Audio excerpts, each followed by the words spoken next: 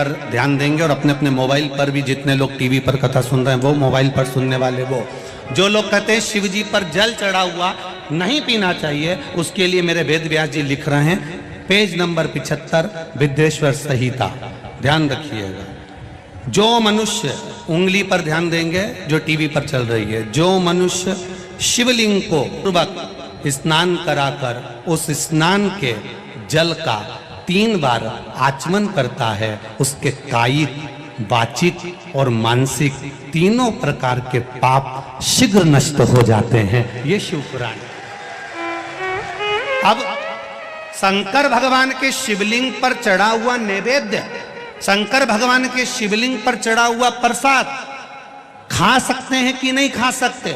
कोई कहता है महाराज जी स्वान की योनि हो जाएगी, कुत्ता बन जाओगे, कोई कहेगा ये बन जाओगे, कोई कहेगा वो बन जाओगे। अब उसको पढ़िए, पेज नंबर 75 शिव महापुराण विद्येश्वर संहिता।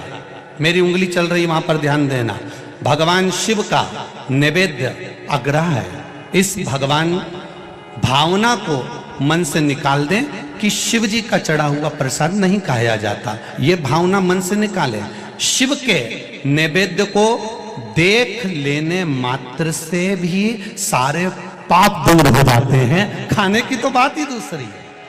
अब क्या लिखा है अगली लाइन, उसको खा लेने पर तो करोड़ों पुण्य अपने भीतर आ जाते हैं।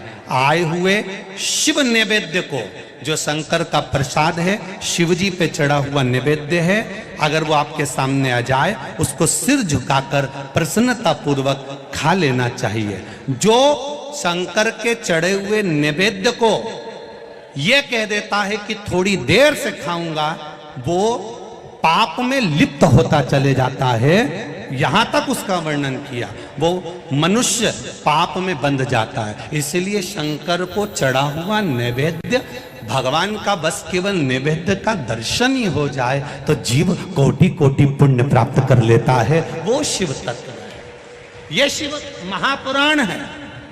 अब आज के जमाने में नए नए पंथ बन गए, नए नए पंथ चल गए, तो उन्होंने अपने को उठाने के लिए शंकर जी की निंदा कर दी। शिव जी के मंदिर मत जाना, शंकर का प्रसाद मत लेना, शिव जी को देखना मत, शंकर के द्वार मत जाना।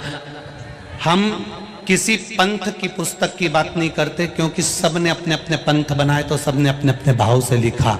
हम वेद व्यास जी ने जो विद्येश्वर संहिता में लिखा, उस शिव महापुराण का वर्णन करते हैं, जो आपने 75 नंबर पेज गीता प्रेस गोरखपुर की शिव महापुराण पुस्तक का आनंद करते हुए इस पुराण में पढ़ा।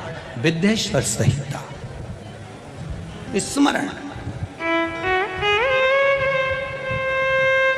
भ्रांति निकालो मन से। लोग भटकाएंगे, लोग तुम्हें भ्रमित करेंगे, तुम शंकर जी की आराधना करने लगोगे, भगवान का भजन करने लगोगे, भक्ति में डूबने लगोगे, डूबने लगोगे, डूबने लगोगे, डूबने लगोगे, तो लोग तुम्हें भ्रम उत्पन्न करेंगे। शंकर मंदिर मत जाना, शिव जी का प्रसाद मत लेना, शंकर जी पे चढ़ा हुआ जल मत पीना, लोग तुम्हें भ्रमित करेंगे। उस भ्रम से निकालती है मेरी शिव महापुराण की कथा।